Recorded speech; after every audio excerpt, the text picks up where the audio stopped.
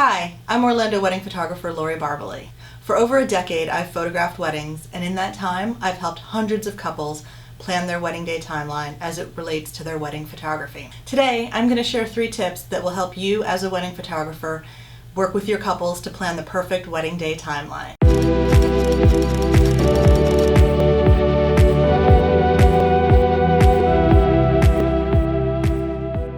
The first tip we're going to talk about is transportation.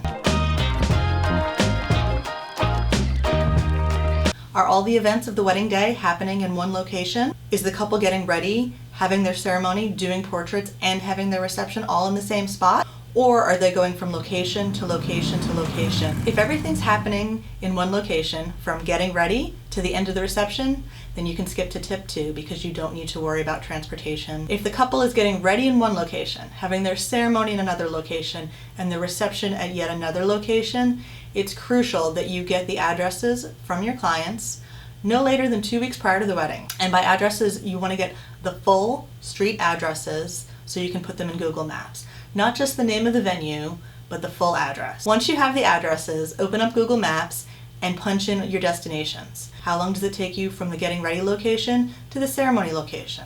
How long does it take from the ceremony to the reception location? You need to know how long each of these drives are going to take you.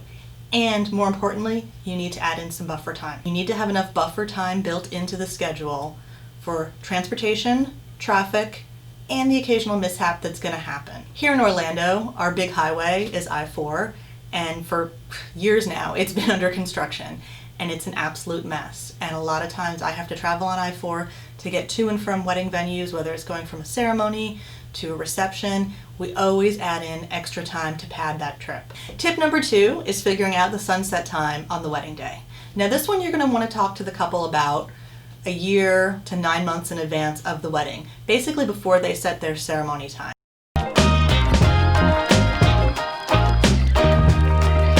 A lot of couples typically want daytime photos, and that's great, but depending on what time the sun sets on the day of their wedding and what time the ceremony is, that could be a challenge. Once you have the wedding date, you want to go to timeanddate.com. You'll punch in your location, the month, day, and year of the wedding, and it will pull up the sunset time on that date for you.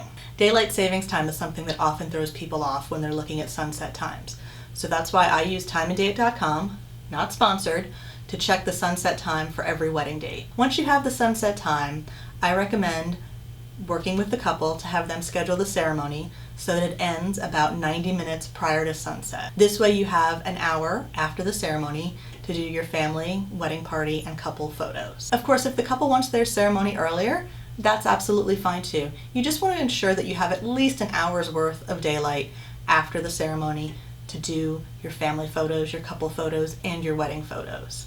But if your ceremony ends early, you can always sneak the couple out of the reception right around sunset for about 10 or 15 minutes and get some really cool sunset photos.